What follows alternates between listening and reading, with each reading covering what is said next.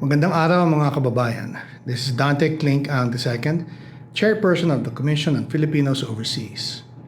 The CFO is the government agency that helps Filipino immigrants prepare for a successful life overseas. Unlike other migrant-focused agencies, the CFO plays a unique role in strengthening the economic, cultural, and political ties between Filipinos overseas and the Philippines. Even before our kababayan leave for foreign lands, CFO equips immigrants with information and helps them easily integrate into their destination countries and prepares them to become successful ambassadors of Filipino culture and excellence. For us at the Commission on Filipinos Overseas, the global Filipino diaspora is an untapped resource beyond remittances, waiting to be unlocked for intellectual, cultural, and national growth. As we strengthen a fabric that connects the global Filipino community through various programs and initiatives, we transform the challenges of brain drain into opportunities of brain gain. The CFO seeks to nurture the strong sense of Filipino community across the globe, while also encouraging them to contribute to the nation's development. We thank Radyo Pilipinas for giving us this platform to the challenges and triumphs of migration and development. We hope that the global Pinoy will be made aware of the programs and services that empower them toward meaningful migration and pave the way to immigrant success. Tandaan kabayan, para sa inyo ito, mabuhay ang bagong Pilipinas.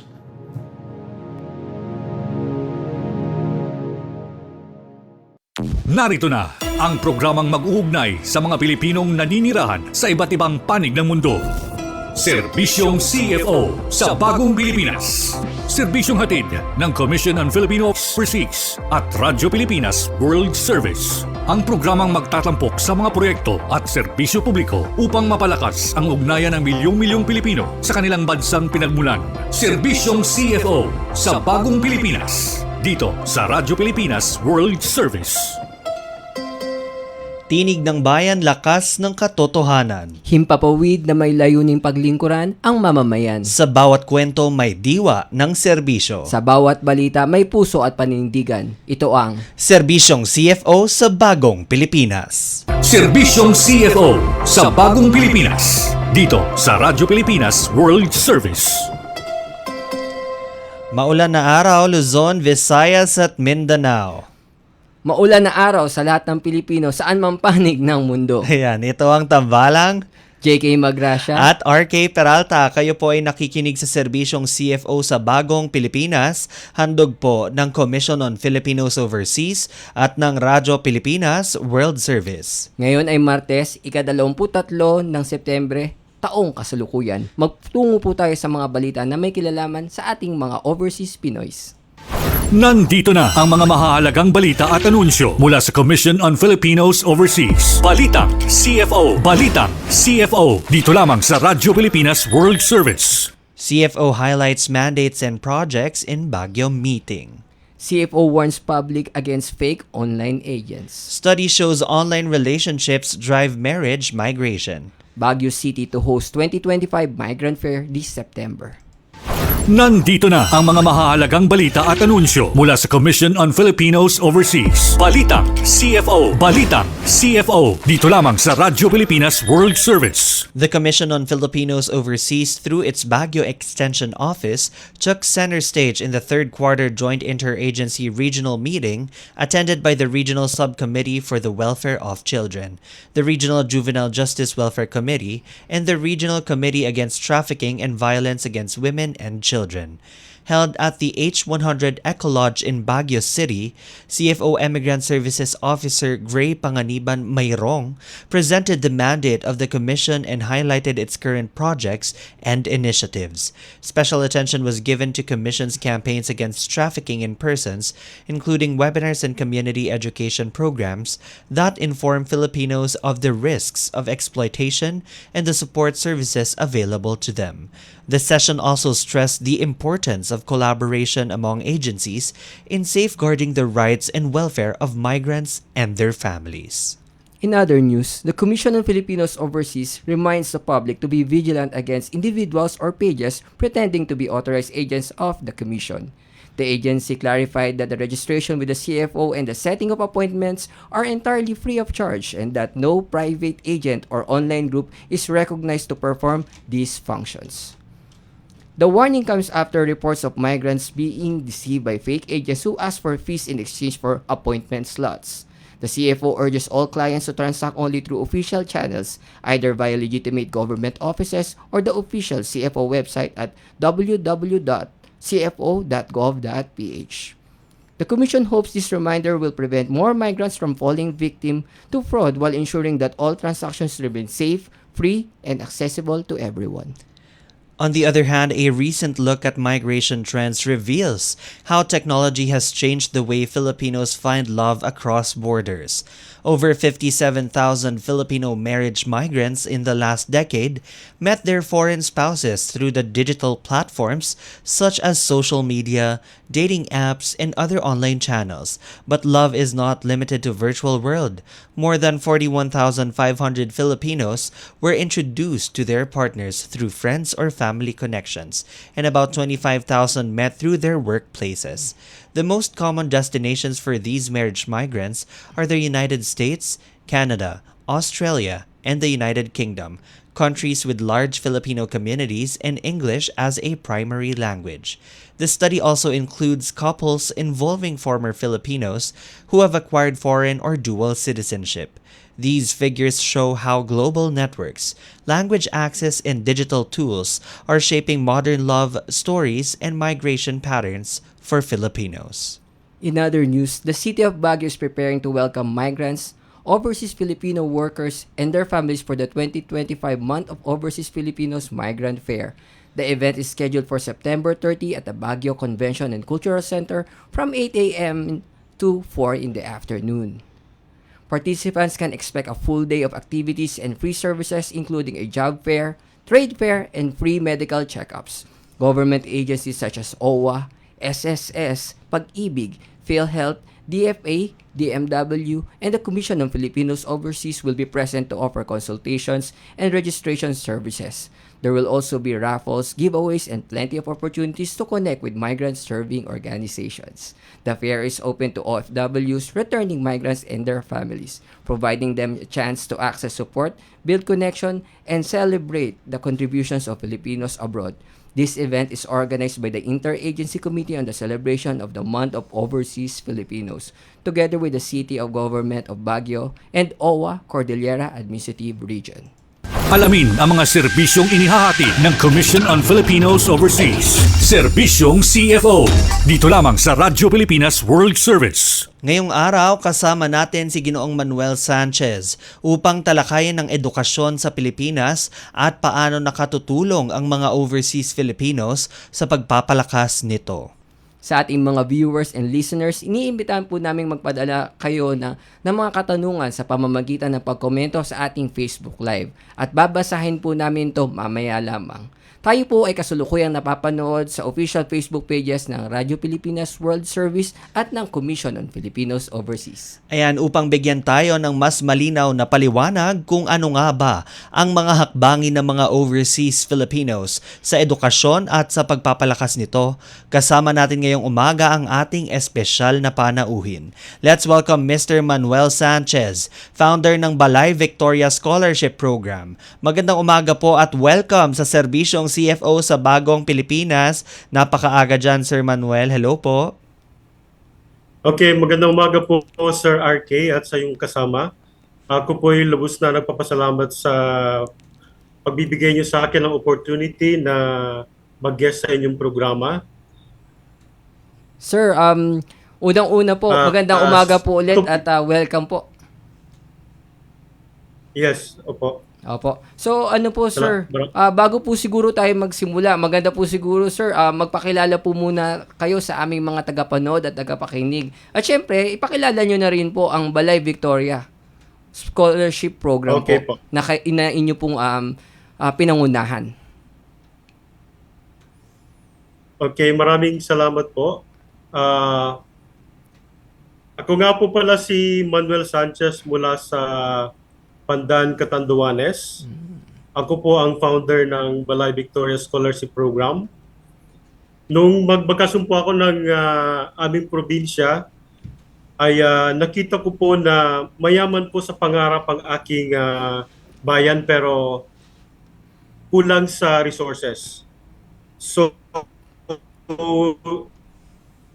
hotel and restaurant sa Pandan, Catanduanes. At naisipan ko na sa 20 years na pagtatrabaho ko dito sa Saudi Arabia, bakit hindi ko i-share yung mga konting blessings na natatamo ko. Nag-start kami last year, so halos mag-1 year na kami ngayon sa October. So naisipan ko na i-share at least kumbaga bahagi ng kita ng Balay Victoria ay mapunta po sa scholarship program ng ilan sa mga dreamers po dito sa Pandan, Catanduanes. Ayun. Nung umuwi po ako nung last year, Yes, sir. actually, sorry, nung umuwi po ako this year, August this year, nag-advertise po kami, Balay Victoria, ng sabi namin, open for scholarship program. At halos 27 po ang sumagot sa aming wagan. Sa una po, ang balak po lang talaga namin is magkaroon ng 2 scholars panimula sa Balay Victoria dahil hindi naman po tayo mayaman. Isa lang po tayong OFW na medyo na pag-ipon ng puso na antig po yung aking puso sa mga kwento ng halos 27 nga po na hopefuls ng Balay Victoria Scholarship. Dinagdagan po namin iyon ng 3 pa. Bali from 3 naging 5 po. Sa una, ang sabi po namin is 3 lang yung bibigyan namin ng pondo. Pero dahil po sa tawag dito, yung 2 sabi namin parang waiting in line lang. Pero naantig po yung puso ko nung mag-text po yung 4th and 5th na sabi nila hindi po baka kami makaka-receive po ng Ayun. 3 tapos po naging 5 na po yung Oo. aming scholars. Ayun, sa inyong pananaw, Sir Manuel, gaano kahalaga ang kontribusyon ng mga overseas Filipinos pagdating sa pagpapaunlad ng edukasyon sa bansa? Hindi lang po bilang overseas Filipino worker, kundi pati na po yung mga diaspora o yung mga nandyan na po naninirahan sa iba't ibang bansa. Lalo na hindi lang siguro sa edukasyon, no? Pati na Oo. rin sa mga ibang mga aspeto Oo, na national pagtulong. development Oo, din, oo. negosyo, di ba? Ano po yung masasabi niyo tungkol doon, sir? Actually tawag dito medyo napag-isipan ko na rin dahil 20 years na po ako nagtatrabaho dito sa Saudi. So nakapag-establish po ako ng business sa Pilipinas. At sabi ko na bilang mga sinasabi nila ng mga bagong, I think meron kaming parang konting papel sa lipunan na kumbaga feeling ko sabi ko why not magkaroon tayo ng mga OFW, hindi naman sa lahat dahil alam po natin na ilan din sa mga OFW natin ay medyo hindi naman po ganun ang kalaki ang sweldo. Pero I feel like kung tinatawag nila na kung magpag-adapt kami ng scholar, kahit isa man lang sa mga kababayan natin, hindi man lang ibang tao or at least kumbaga kapamilya, I think that will go a long way para kumbaga makapag-produce tayo ng mas marami pang mga tawag dito, mga titulado sa Pilipinas at makaka-economy ng ating bansa. So dito yung mga naninirahan dito sa Saudi, siyempre hindi naman especially dito sa Saudi na wala naman ditong tinatawag na citizenship. So hindi kami kumbaga magtatagal po dito sa bansa na ito. So for us, I think to the nation by establishing business, especially for example para makapagbigay ng opportunity sa mga nasa Pilipinas, at higit sa lahat ay ang scholar, isa man lang sa kumbaga mapag-aral ang ating mga kapamilya o kumbaga kung medyo may konti pang pondo ay mapalawak pa ang kumbaga ang pagtulong natin sa ating mga kababayan. Ayun sir, no? Batid ko sir na medyo mahirap magpatakbo po ng isang scholarship program. Pwede nyo bang ilahad sa ating mga tagapakinig o tagapanood yung mga hamon at mga pinagdaanan nyo para po malampasan o itawid po itong programa na to?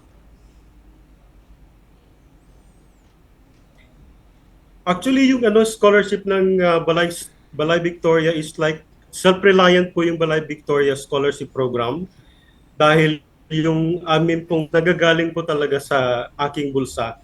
At part po ng aming to sustain yung aming scholarship ay ipinangako ko po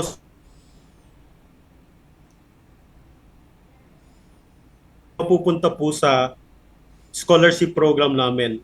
Although merong mga ibang mga nagpaparating na gusto nila pong tumulong sa aming scholarship program, pero mas gusto ko po kasi na yung pera ay galing sa malinis. Marami kasi yung kumbaga gustong tumulong, for example, mga politiko. Ayun. So ayoko po na kumbaga yung pera na itutusos po dun sa scholarship program namin is galing sa hindi magandang bagay. So unti-unti nag-start kami as 5. So hopefully habang medyo tumalaki siguro yung aming tawag ito Programa. business, maybe for next year. Mhm. Currently, we're supporting 3 nursing students and then 2 students. This education po. Na lahat po sila nag-aaral po sa colleges sa Catanduanes po. Ayun sir, so maganda po na napakinggan po natin yung mga yung kung paano po na-establish ang Balay Victoria Scholarship Program. Meron po ba tayong proseso sa pag-a-apply dito sa ating scholarship program at may plano po ba kayo na mag-expand soon sa iba pang mga probinsya? Partner, parang interesado ko maging Oo, scholar. tama. Actually, tawag doon yung aming Balay Victoria Scholarship Program. Meron po kaming agreement na pinapapirmahan po sa mga scholars. General requirement po is the scholar must be of good moral character and uphold the values of integrity, discipline, and respect. The scholar must maintain high scholastic performance with any subject. Actually, ginawa kong 2.5 kasi alam ko, Mataas, especially for nursing, yung mga STEM na mga courses, medyo mahirap mag-maintain ng grade. Pero nung time na nagkaroon po kami ng awarding ceremony, ang sabi ko sa kanila is mag-aspire pa sila ng more than 2.5 at kumbaga make Balay Victoria proud. At isa po sa mga requirements din po namin ay they must attend an annual evaluation meeting with Balay Victoria to review academic performance, personal development in compliance with the scholarship term, and then isa minimum of 20 hours of community service per academic year as part of the scholarship's give back requirement. Certification of completion must be taken from the barangay where the scholar resides each semester. At isa pa sa mga requirement ko po ay ang scholar dapat po hindi mag-aasawa within the 4-year na sinusupport po namin sila. Dahil ang sabi ko sa kanila, hindi para sa amin ang tulong na binibigay, hindi kami yung magre-reap ng fruits ng mga pag-aaral nila, kundi sila din naman at ang kanilang pamilya. Dahil sabi ko sa kanila, kapag nakatapos na sila, pwede na rin silang tumulong sa ibang tao, especially higit sa kanilang pamilya. Ayun sir, so ayun, narinig natin yung mga requirements ninyo para pumasok sa scholarship na program ninyo. Gusto ko lang pong itanong sir, sa side naman po ng mga naging grantee ng scholarship o yung mga estudyante po. Ano po nakita niyo mga naging epekto sa kanila mula nung naging parte sila ng programa nyo?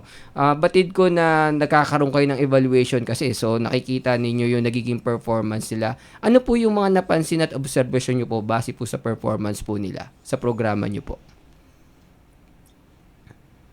Actually, I'm still in touch with the scholars. Like from time to time, kinukumusta ko sila sa kanilang mga pag-aaral. At lubos silang nagpapasalamat sa akin at sabi nila na kumbaga tatanawin nila ng malaking utang na loob. Hindi lamang kumbaga kasi ang sinasabi ko sa kanila, ang pag-aaral ay isa lamang sa maghahakbang tunay na tagumpay sa buhay. So parang sa kanila kumbaga naging hamon 'yon sa kanila para kumbaga magkaroon pa sila ng bigger dream. Hindi lamang para sa kanilang sarili kundi at gusto ng mga scholars ko na kumbaga pinangako nila sa akin, kumbaga nag-commit sila sa akin na hindi talaga sila mag-aasawa within the 4 years pa ng the whole term ng scholarship, dahil gusto talaga nila na kumbaga iahon sa kahirapan ang kanilang mga pamilya. Sir, bago tayo magtapos, ano po ang inyong mensahe sa mga overseas Filipinos at sa mga nanonood ngayon tungkol sa lakas ng pagtutulungan para sa edukasyon ng ating mga kabataan? Sabi ko nga kanina, kung may mga kapwa OFA ay magkaroon tayo ng Adopt a Scholar. At sinasabi ko nga, hindi man yun ito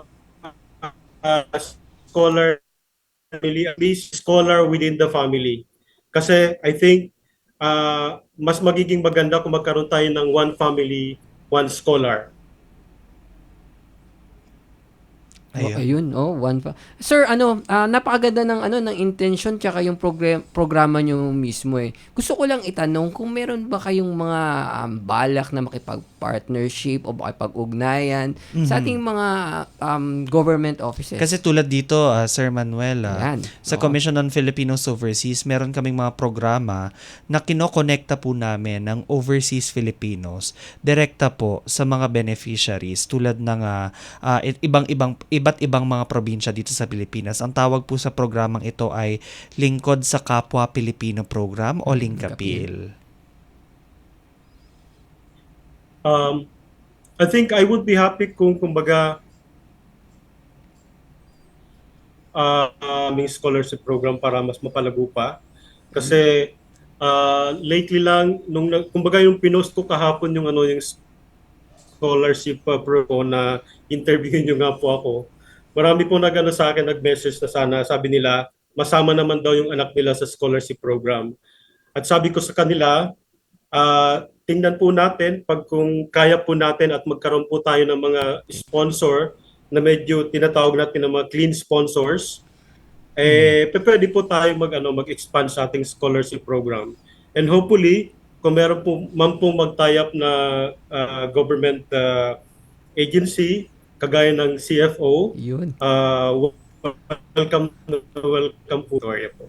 Maganda kasi yan, Sir Manuel, no? Kasi yung sa Lingkod sa Kapwa Pilipino program, it's a long-running program and campaign of the Commission on Filipinos Overseas. So, ang gusto kasi mangyari ng CFO dito is i-connecta muli ang mga Pilipino na nasa abroad dito sa ating homeland, not just culturally but economically din, no? Maraming oportunidad. At Sir, nakatanggap kayo ng email o tawag mula sa Commission on Filipinos Overseas Oo. dahil sinabi nyong open kayo na makipag-partnership po sa amin. Maganda po yan kasi hindi lang po Ay, maganda. Oo.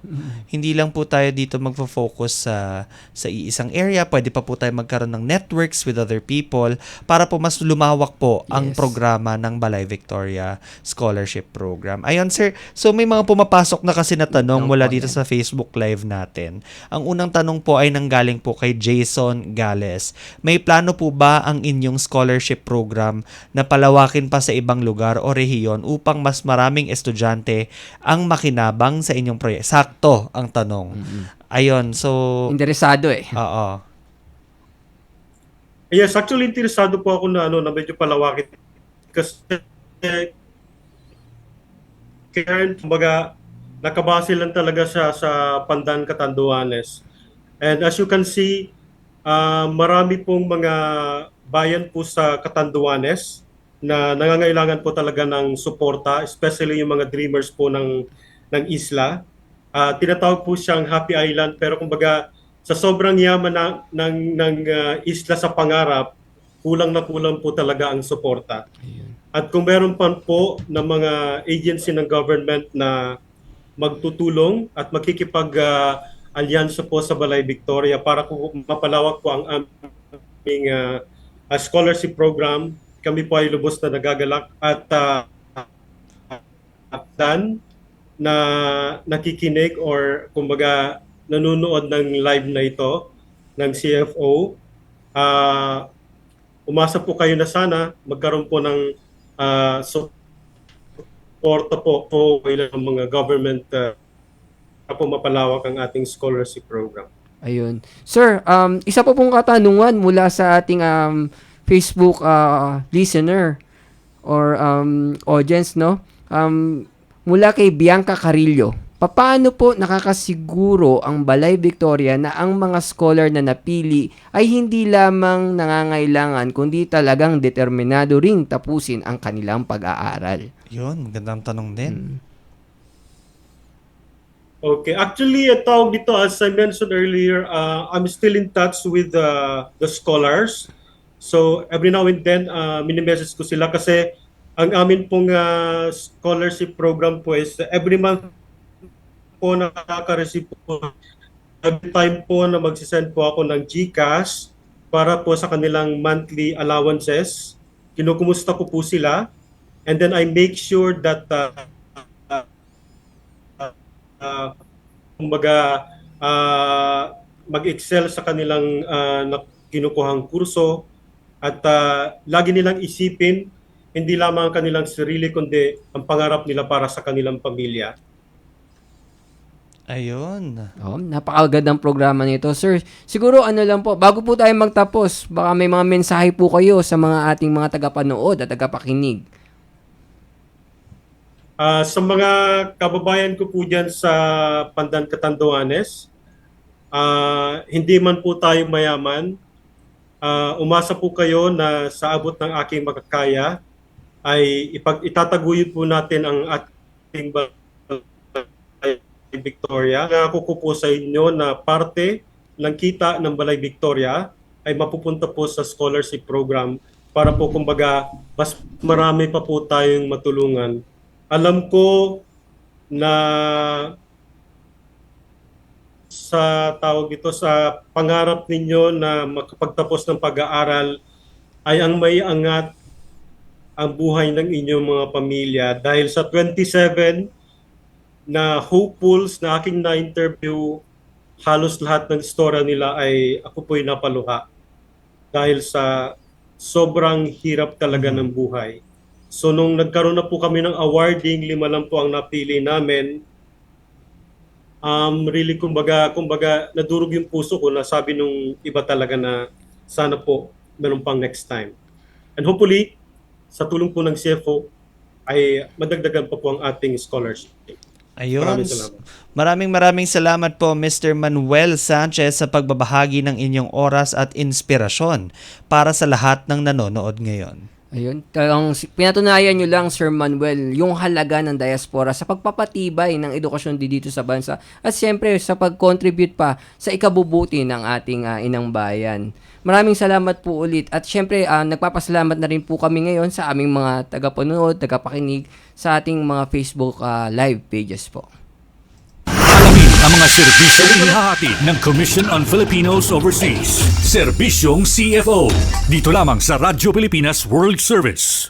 At nagdaan na naman ang isang araw ng pagsasahim papawid para sa ating mga kababayan. Sa bawat kwento, bawat impormasyon at bawat serbisyong hatid namin, layunin namin mapalapit ang gobyerno sa bawat Pilipino sa amang panig ng mundo. Tandaan kababayan, basta't balita't serbisyong publiko. CFO, kasama mo saan man sa mundo. Hanggang sa muli ito ang Serbisyong Serbisyong CFO sa Bagong Pilipinas. Serbisyong CFO sa Bagong Pilipinas. Dito sa Radyo Pilipinas World Service.